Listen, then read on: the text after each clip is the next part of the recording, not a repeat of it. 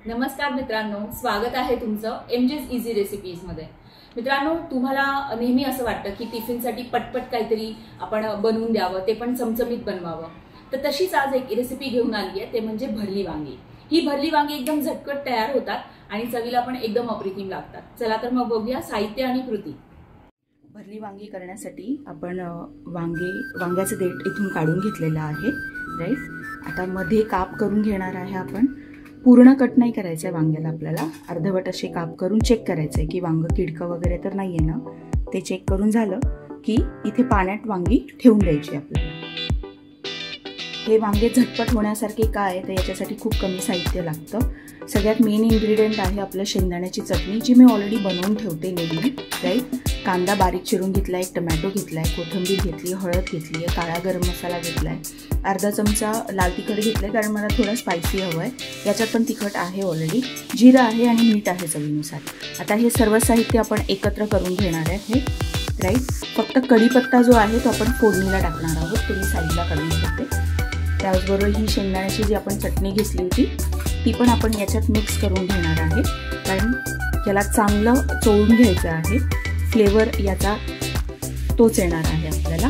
हे आपलं वांग्यामध्ये स्टफिंग करण्याचे हे जे सारण आहे ते आपण इथे बनवून घेतलेलं आहे। हे चमच्याने मिक्स करण्यापेक्षा तुम्ही हातानेच मिक्स करा, कारण टमॅटोला कांद्याला जे मिठामुळे पाणी सुटेल ते आपल्याला ग्रेव्हीसाठी उपयुक्त येणार आहे म्हणून। हे सारण मिक्स करून झालंय छान। याला आता आपण वांग्यांमध्ये स्टफ करून घेऊया। बघा, सारण थोडंसं ओलसर होतं टमॅटोला सुटलेल्या पाण्यामुळे, त्याच्यामुळे वांग्यामध्ये पण ते स्टफ करायला इझी पडतं आपल्याला।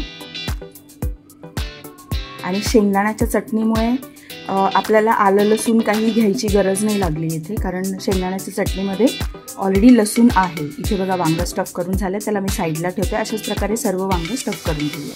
सर्व वांगे इथे स्टफ करून झाले आहेत। थोडासा मसाला उरलेला आहे, तो पण आपण भाजीतच टाकणार आहोत। इथे मी साधारणतः छोटे 4 चमचे तेल टाकायला ठेवलं आहे। त्याच्यात आपण ॲड करणार आहोत हिंग झालं की त्याच्यात ॲड करूया कढीपत्ता इथे मी डायरेक्ट टाकलेला आहे। वांगी ॲड करूया,